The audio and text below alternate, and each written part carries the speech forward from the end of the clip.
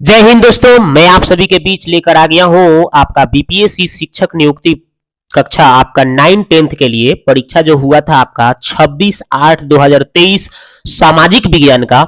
उसका मैं डिस्कशन आप सभी के बीच लेकर आ गया हूं, ठीक है। क्योंकि अभी टीआरई बीपीएससी टीआरई 3.0 अभी मार्च में ही होने वाली है और इसका जोर तोड़ से सभी लोग तैयारी कर रहे होंगे, तो इसको जरूर देखिए, ठीक है, और शुरू से अंत तक जरूर देखिए। चलिए देखते हैं, स्टार्ट करते हैं इसको, ठीक है।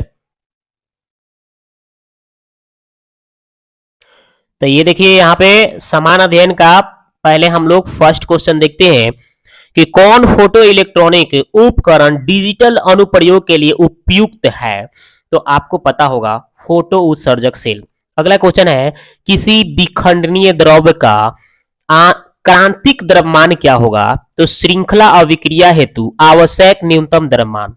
ओके, आगे क्वेश्चन दिखा हुआ है कि फलों को जबरदस्ती पकाने के लिए किस गैस का उपयोग किया जाता है।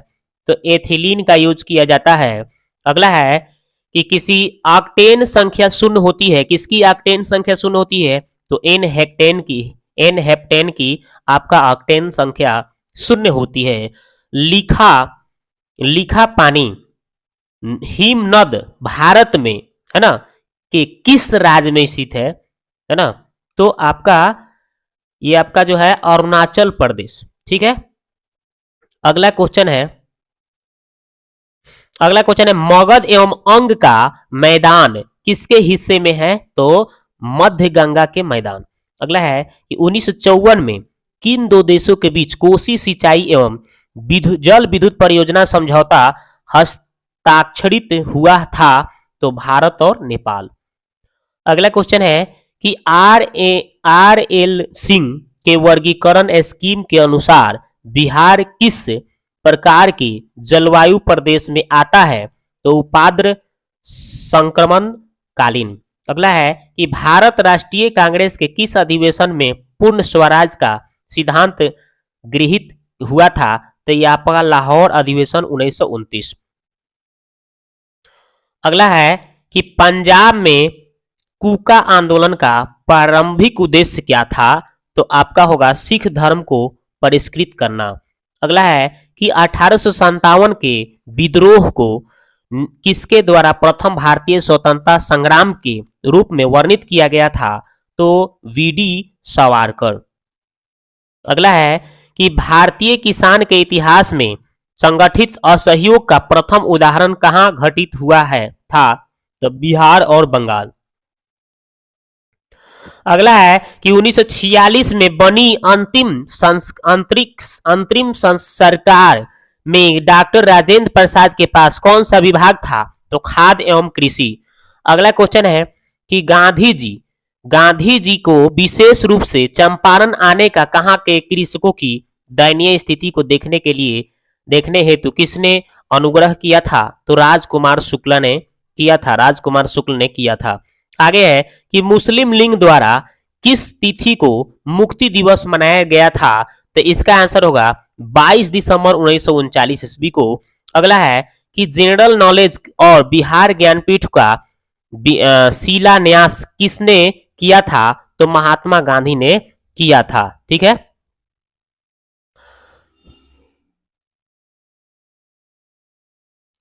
अब देखते हैं, हिस्ट्री से क्वेश्चन दिया गया है कि सिंधु घाटी सभ्यता के प्रमुख नगर का नाम क्या है जिसकी पश्चिम एशिया से व्यापारिक संबंध था। तो कालीबंगन। अगला क्वेश्चन है मोहनजोदड़ो से प्राप्त नर्तकी मूर्ति किस धातु से बनी थी। तो कांस्य धातु से बनी थी। चलिए अब आगे क्वेश्चन की ओर बढ़ते हैं।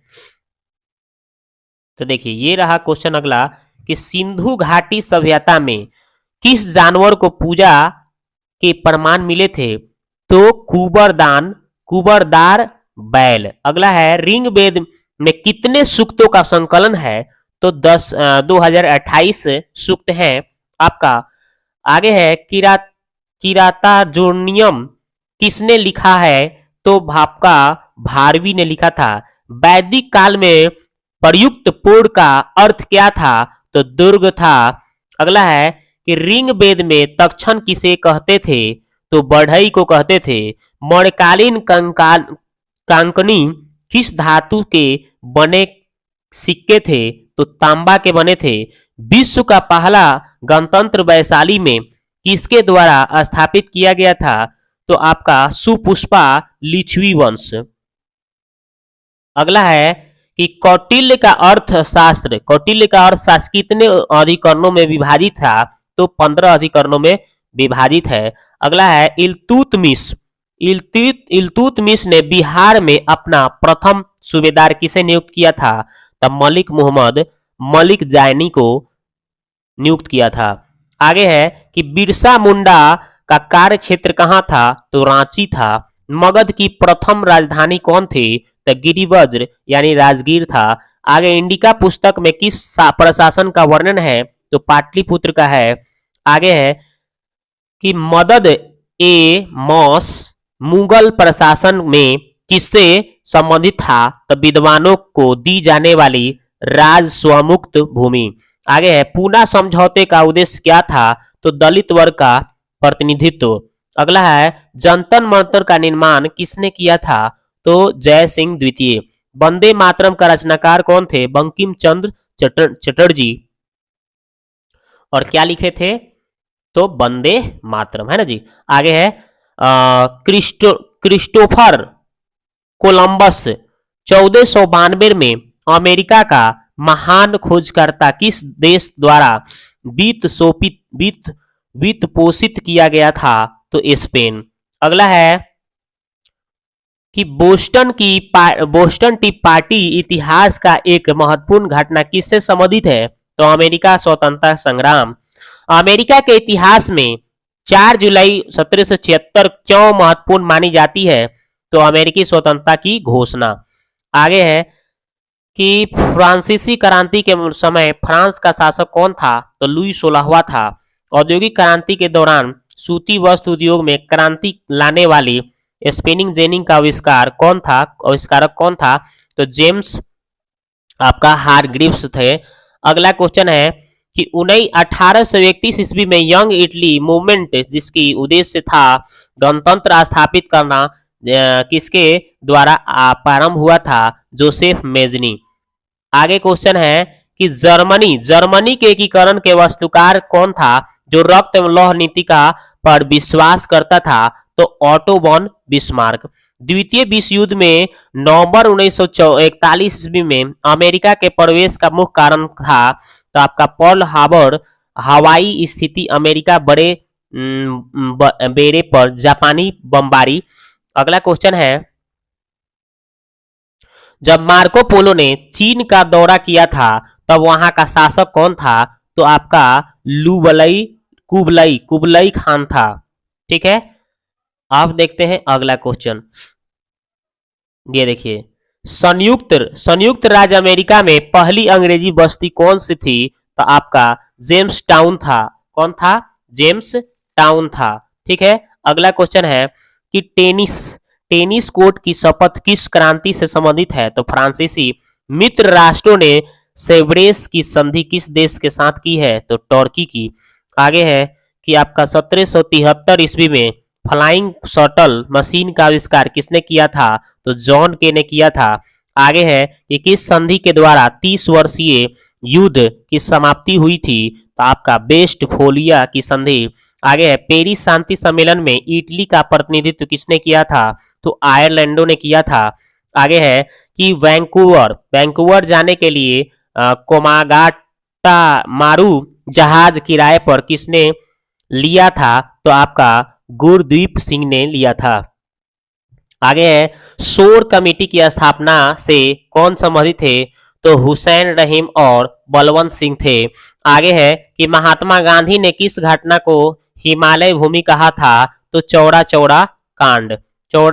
चौड़ा कांड। आगे है घटगांव शास्त्रागार पर हमले के दौरान कौन महिला क्रांतिकारी मारी गई थी? तो आपका प्रतिलता वादेदार। अगला है 1 नवंबर 1913 को गदर पार्टी का पहला अंक किस भाषा में प्रकाशित हुआ था? तो उर्दू भाषा में प्रकाशित हुआ था। आगे अब देखते हैं भूगोल, ज्योग्राफी से देखेंगे क्वेश्चन। भारत में वन संसाधनों का ह्रास प्रमुख कारण क्या है? कृषि का विस्तार। आगे है कि सरदार सरोवर बांध किस राज्यों को कवर करता है? गुजरात, राजस्थान, महाराष्ट्र एवं मध्य प्रदेश। आगे है कि उस प्रथम राज्य का नाम बताइए जिसने छत पर वर्षा जल संचय को कानून द्वारा अनिवार्य कर दिया। तमिलनाडु। झारखंड का कोडरमा किस खनिज का प्रमुख उत्पादक क्षेत्र है? तो अभ्रक का। आगे है कि भारत का एकमात्र उद्योग कौन सा है जो आत्मनिर्भर एवं मूल्य श्रृंखला में पूर्ण है? तो कपड़ा उद्योग। आगे है कि मक्का किस तरह का फसल है? तो खरीफ फसल है। कौन सी फसल विकसित होने में लगभग 1 वर्ष का समय लेती है? तो गन्ने की फसल। आगे है कि वार्षिक रिपोर्ट 2016 से 17 के अनुसार भारत विश्व पर्यटन में किस स्थान पर है? तो चौथे स्थान पर है। जलोढ़ मिट्टी को उसकी आयु के आधार पर वर्गीकृत किया जाता है। नई जलोढ़ मिट्टी को क्या नाम दिया गया है? तो खादर मिट्टी कहा जाता है। कौन सी मिट्टी कपास उगाने के लिए आदर्श है? तो काली मिट्टी। आगे है भारत के किस स्थान पर सर्वाधिक वर्षा होती है? मासिन राम मेघालय। आगे है कि भूटान ग्राम दान आंदोलन जिसे रक्तहीन क्रांति के नाम से भी जाना जाता है किसके द्वारा शुरू किया गया था? तो विनोबा भावे। अगला है कि कुछ टूथपेस्ट में चमक किस खनिज से आती है? तो अभ्रक से आती है। ठीक है, अब देखते हैं अगला।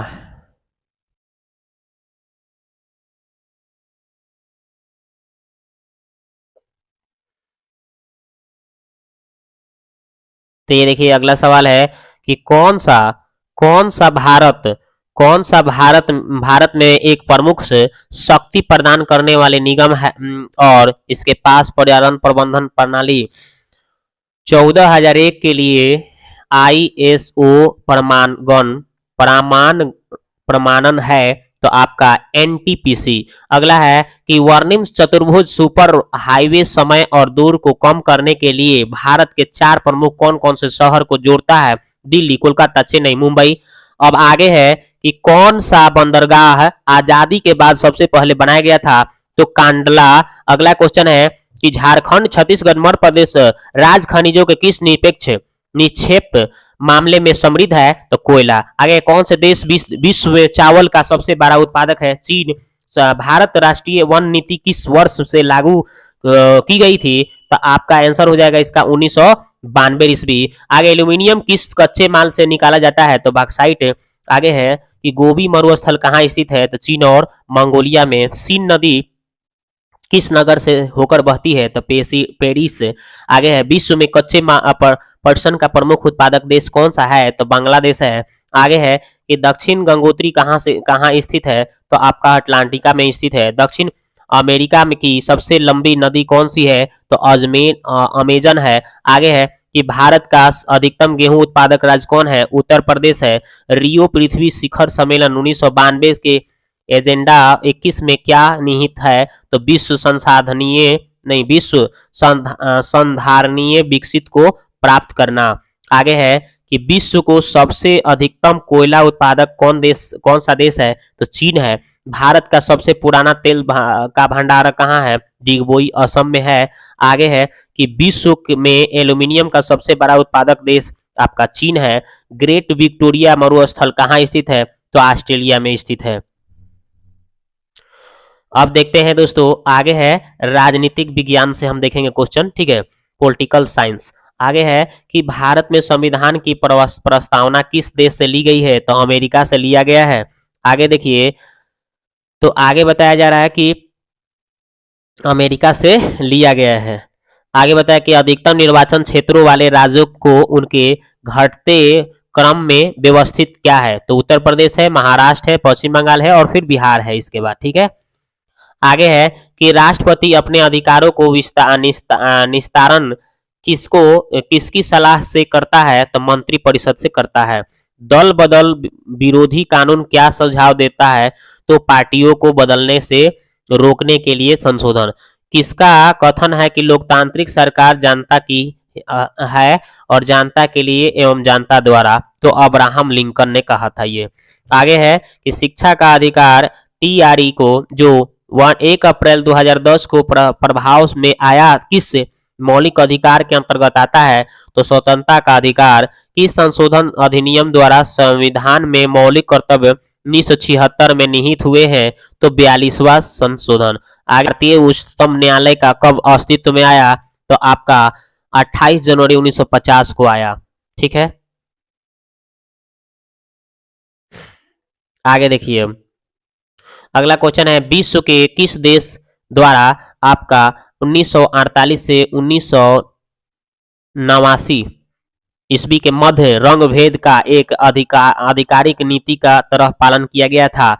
तो दक्षिण अफ्रीका। राष्ट्रीय वोटर दिवस कब मनाया जाता है? तो 25 जनवरी को मनाया जाता है। मंडल आयोग 1980 की अपनी रिपोर्ट में सरकारी नौकरियों में सामाजिक एवं शैक्षणिक तौर पर पिछड़े वर्गों को कितनी प्रतिशत आरक्षण की सुविधा संतुष्टि की थी? तो आपका 27%। आगे है कि कौन सा मौलिक अधिकार संविधान का हृदय एवं आत्मा कहलाता है? तो संवैधानिक उपचारों का अधिकार। आगे है कि सिहली को एकमात्र आधिकारिक भाषा के रूप में मान्यता देने के लिए किस वर्ष श्रीलंका में एक अधिनियम पारित किया गया था? तो 1956 ईस्वी में।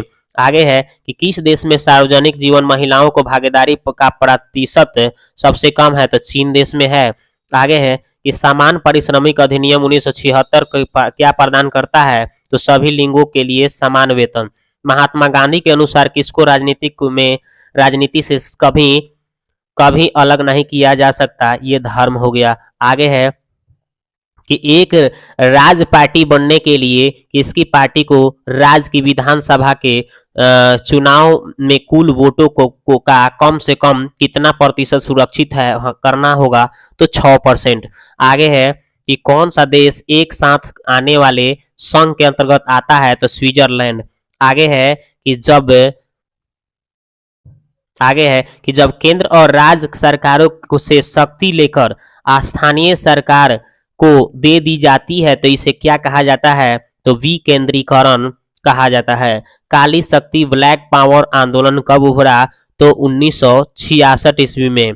आगे है कि भारत के संविधान का कौन सा अनुच्छेद भारतीय निर्वाचन आयोग से संबंधित है? अनुच्छेद आपका 324।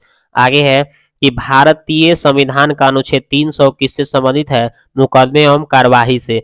भारतीय संविधान को बनाने में कितना समय लगा था? 2 वर्ष 11 महीना 18 दिन लगा था। लोकसभा में प्रथम महिला राष्ट्रपति कौन थी? तो मीरा कुमार। आगे है किस वर्ष राष्ट्रीय मानवाधिकार आयोग का स्थापना की गई? तो 12 अक्टूबर 1993 ईस्वी में। आगे है कि भारतीय संविधान के अनुच्छेद 360 में अब राष्ट्रपति को किसकी घोषणा करने की अधिकार है? तो वित्तीय आपातकाल की घोषणा करने की क्या है? अधिकार है। ठीक है, अब हम देखेंगे इकोनॉमिक्स की बात करेंगे, यानी अर्थशास्त्र की बात करेंगे। ठीक है, देश के मध्य विकास की तुलना का मुख्य गुणांक क्या है? तो आय है। औसत आय और भी किस नाम से जानी जाती है? तो प्रति व्यक्ति आय से। आगे है कि मानव विकास रिपोर्ट किस संगठन द्वारा प्रकाशित की जाती है? तो संयुक्त राष्ट्र विकास कार्यक्रम UNDP द्वारा। आगे है कि अर्थव्यवस्था में तृतीय श्रेणी का उद्योग और क्या कहलाता है? तो सेवा आयोग कहलाता है। ठीक है, अब आगे देखते हैं।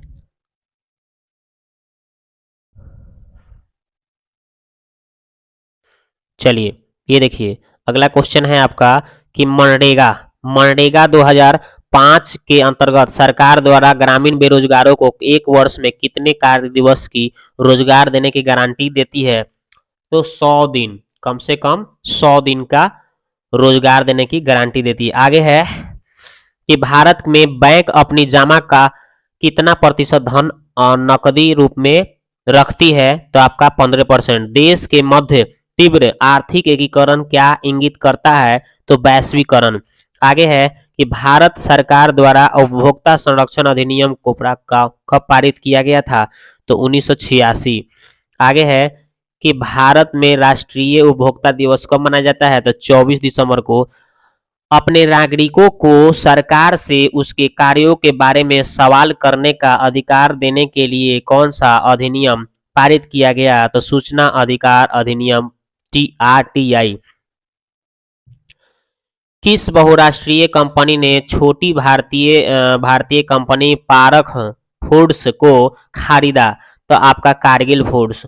आगे है 2016 के आंकड़े के अनुसार देश में से बेहतर मानव विकास निष्पादन वाला देश कौन सा है?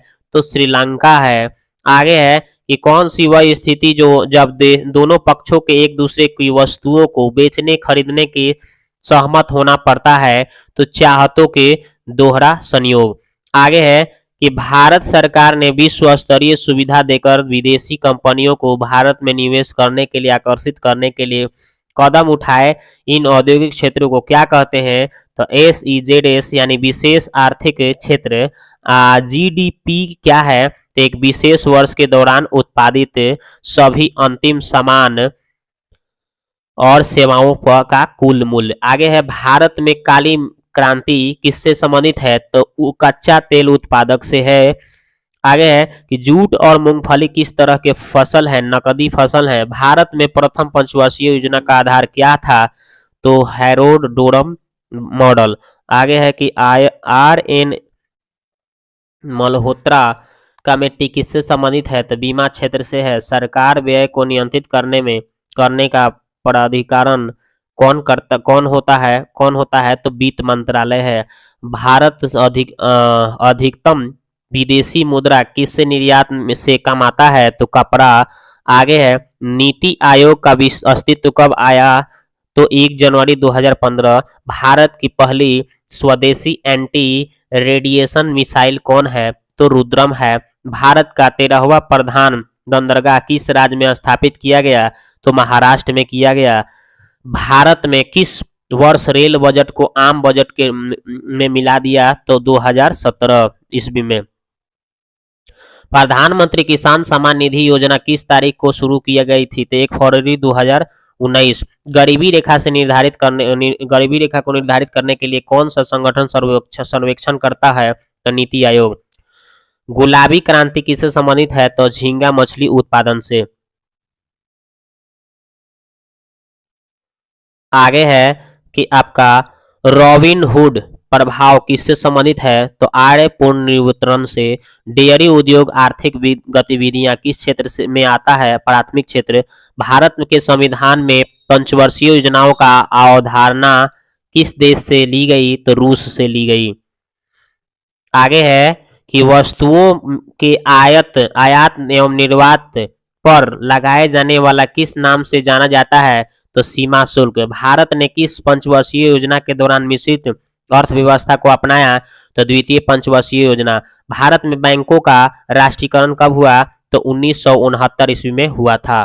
तो दोस्तों ये आपका कंप्लीट हो गया। अब ये जो है आपका BPSC शिक्षक नियुक्ति कक्षा 9-10 के लिए परीक्षा 26/8/2023 जो आपका विज्ञान का है, ये मैं अगले वीडियो में लेकर आऊँगा। ठीक है, तो दोस्तों ये वीडियो कैसा लगा आप जाके एक बार कमेंट बॉक्स में कमेंट करें, ताकि मिलते हैं आपके लिए इस तरह से क्या करें वीडियो हम लाते रहेंगे। पहली बार आए हैं चैनल पर तो सब्सक्राइब करें, ताकि मैं इस तरह से आपके लिए वीडियो मैं लाता रहूं। ठीक है।